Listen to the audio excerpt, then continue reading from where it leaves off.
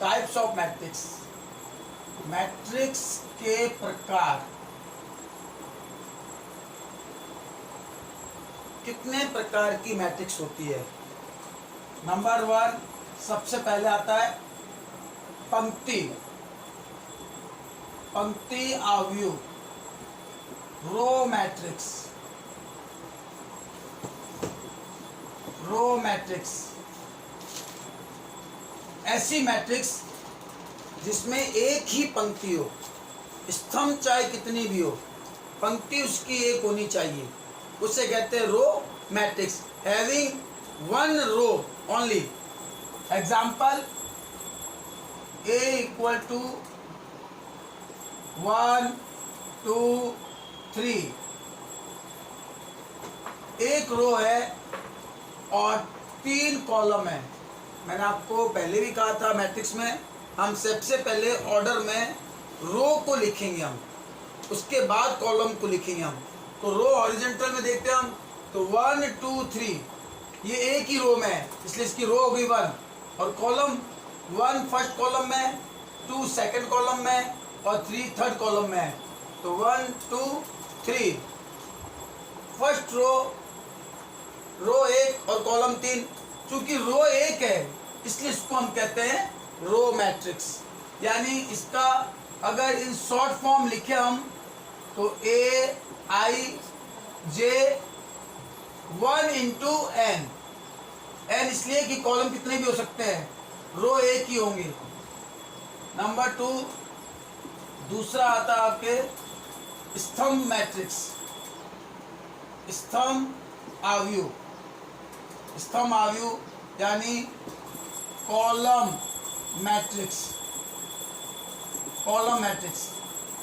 तो column matrix के बारे में लिखते हैं ऐसी मैट्रिक्स जिसमें स्तंभ एक ही हो, पंक्तियां चाहे कितनी हो लेकिन स्तंभ आपके एक ही होना चाहिए। एग्जाम्पल ए मैट्रिक्स, आपका एग्जाम्पल अगर हम ले जैसे ए बी सी, तो आपको मैंने कहा था जब इसका ऑर्डर लिखेंगे तो ऑर्डर में मैं सबसे पहले रो को देखूंगा, रो काउंट करूंगा कि रो कितने बनते हैं, उसके बाद कॉलम को काउंट करूंगा।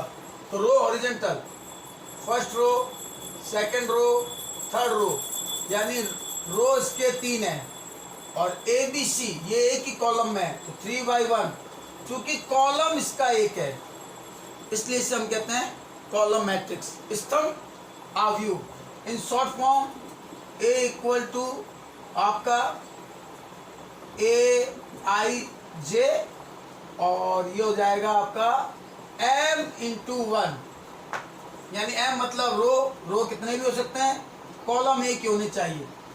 फिर आता है आपका नंबर 3 वर्ग मैट्रिक्स, वर्ग matrix, square matrix. Square matrix के बारे में हम पढ़ते हैं।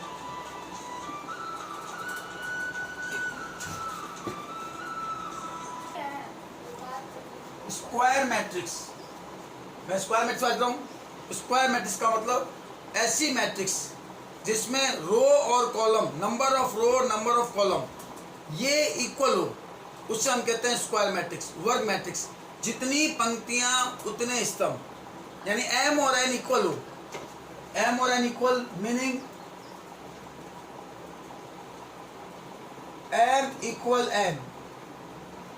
अब इसका एग्जांपल है हम A equal to A B C D, 2 ही पंक्ति है और 2 ही स्तंभ है, तो इसे हम कहते हैं स्क्वायर मैट्रिक्स।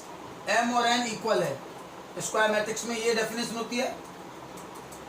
नंबर 4 फिर आता है आपके zero matrix, null matrix, zero matrix,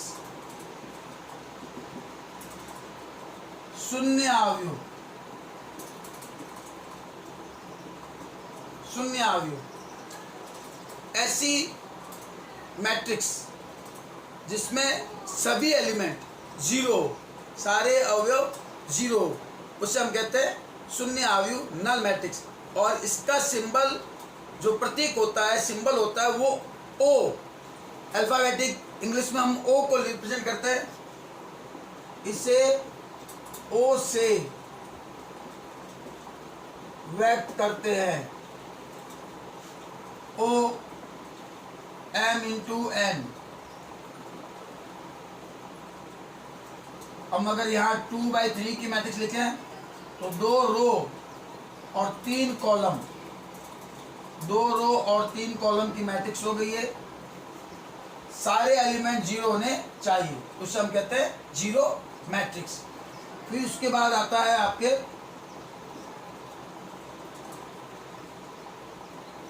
विकर्ण मैट्रिक्स। विकर्ण मैट्रिक्स, डायगोनल, डायगोनल विकर्ण मैट्रिक्स। विकर्ण मैट्रिक्स के लिए जरूरी क्या है? विकर्ण मैट्रिक्स के लिए जरूरी है मैट्रिक्स का स्क्वायर होना, वर्ग होना, यानी जितनी पंक्तियां उतने स्तंभ, क्योंकि हम उसी में विकर्ण को हम ज्ञात कर सकते हैं, देख सकते हैं हम विकर्ण मैट्रिक्स को लेकर करें। और डेफिनेशन जो इसकी होती है विकर्ण मैट्रिक्स की, उसमें होते हैं कि विकर्ण के जो एलिमेंट हो, विकर्ण के एलिमेंट कौन कौन से होंगे?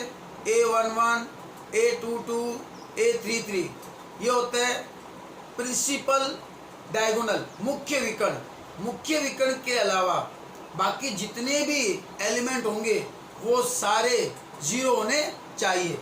एग्जाम्पल, इसका एग्जाम्पल है अगर हम विकर्ण मैट्रिक्स का, नाउ A0 0 B, ये एक विकर्ण मैट्रिक्स है। ये देखो, ये कहलाता है प्रिंसिपल डायगोनल, मुख्य विकर्ण।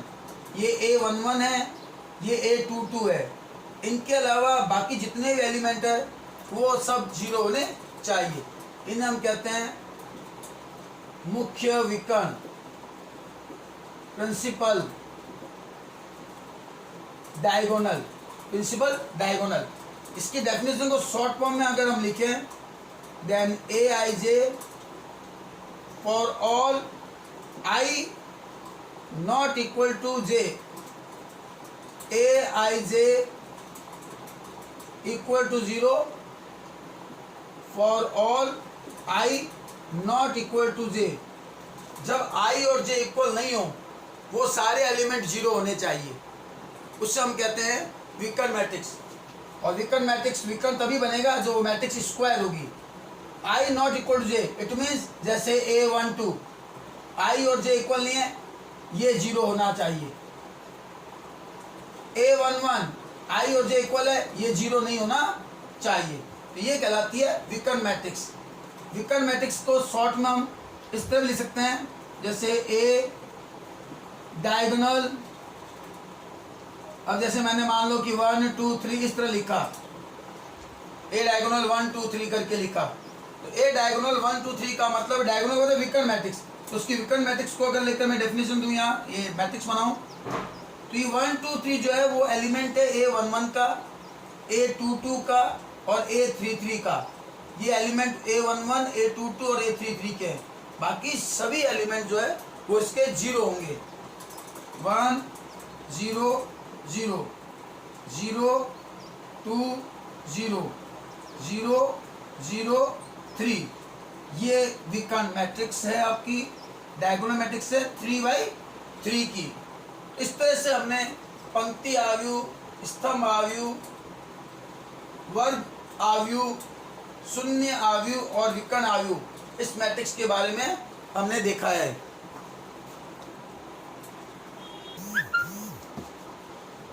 हाँ, अगला मैट्रिक्स है यूनिट मैट्रिक्स, इकाई मैट्रिक्स। इकाई मैट्रिक्स को हम I से व्यक्त करते हैं, डिनोट करते हैं।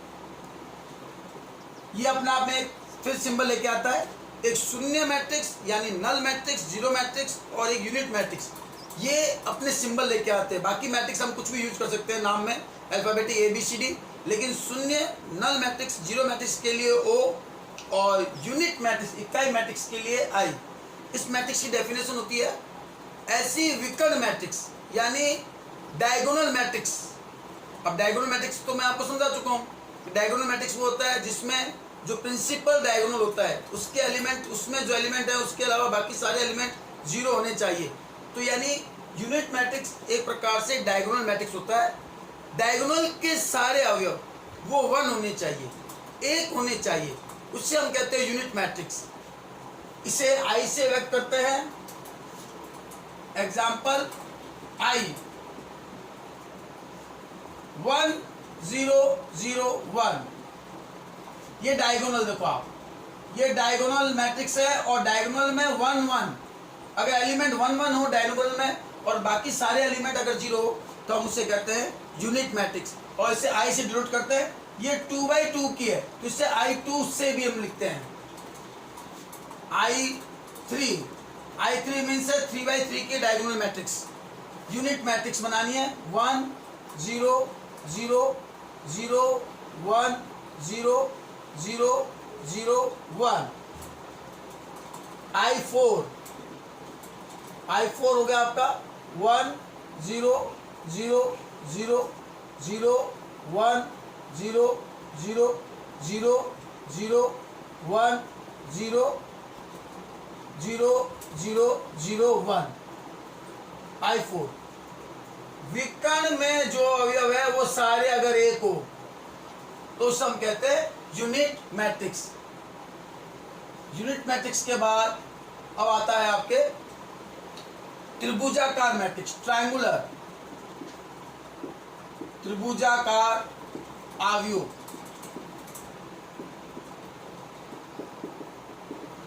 ट्रायंगुलर मैट्रिक्स दो प्रकार से होते हैं। एक होता है ऊपरी त्रिभुजाकार, अपर ट्रायंगुलर, अपर ट्रायंगुलर। इसकी डेफिनेशन होती है अपर ट्रायंगुलर में मैट्रिक्स जो बनाएंगे AIJ, उस मैट्रिक्स में AIJ 0 उन्हीं एलिमेंट होना चाहिए जिसमें IJ से छोटा हो, जिसमें IJ से छोटा हो, सॉरी IJ से बड़ा हो, गलत बोल गया मैं, IJ से बड़ा हो, वही अपर ट्रायंगल मैट्रिक्स कहलाता है। एग्जाम्पल A = 1 2 3 0 4 5 0 0 और 6। आप देखिए ये A11 का एलिमेंट है, I और J इक्वल है। ये 1 2 का एलिमेंट है, I J से छोटा है तो 0 नहीं होना चाहिए। A13 का एलिमेंट है, I J से छोटा है, ये भी 0 नहीं होना चाहिए। ये A21 का एलिमेंट है, I J से बड़ा है, मैंने कहा था जब I J से बड़ा हो वो 0 होना चाहिए, ये 0 है। A22 I J के इक्वल है, ये 0 नहीं होना चाहिए। A23 I J से छोटा है, ये 0 नहीं होना चाहिए। A31 I J से बड़ा है, ये एलिमेंट 0। A32 I J से बड़ा है, ये एलिमेंट 0। A33 I J के इक्वल है। तो ये आपकी ऊपरी त्रिभुजाकार अपर ट्रायंगुलर, ये देखो ट्रायंगुलर बन रहा है आपके, ये इस तरह से ट्रायंगल, और ये भी एक प्रकार से स्क्वायर मैट्रिक्स होती है। अपर ट्रायंगुलर मैट्रिक्स और लोअर ट्रायंगुलर मैट्रिक्स एक प्रकार से स्क्वायर मैट्रिक्स होती है और ये इसकी डेफिनेशन है। नंबर 2, निम्न त्रिभुजाकार आव्यूह, लोअर ट्रायंगुलर मैट्रिक्स, निम्न त्रिभुजाकार आव्यूह। इसकी भी डेफिनेशन होती है AIJ where AIJ = 0 when I < J, I J से छोटा हो। मैट्रिक्स में ये A1 0 0 2 3 0 4 5 6। A11 I J के इक्वल है, 1 एलिमेंट लिया हमने। A12 I J से छोटा है और जब I J से छोटा हो तो 0 होना चाहिए, 0। ऐसे A13 IJ छोटा है, A21 IJ से बड़ा है, 0 नहीं होना चाहिए, A22 IJ के इक्वल है, 0 नहीं होना चाहिए। तो ये आपका एग्जाम्पल है। और ट्राइंगल जो बन रहा है वो आपके सामने है, ये देखो, ये ट्राइंगल 3x3 का। तो इस तरह से आज हमने त्रिभुजों के प्रकार पढ़े। तो इस लेक्चर में आपने देखा कि मैट्रिक्स के कितने प्रकार होते हैं। तो हमने प्रकार पढ़े, सबसे पहले रो मैट्रिक्स, फिर हमने पढ़ा है कॉलम मैट्रिक्स, स्तंभ आव्यूह, फिर हमने पढ़ा है जीरो मैट्रिक्स, शून्य आव्यूह। जीरो अपने आप में सिंबल लेके आता है, ओ सिंबल अल्फ़ाबेटिक का।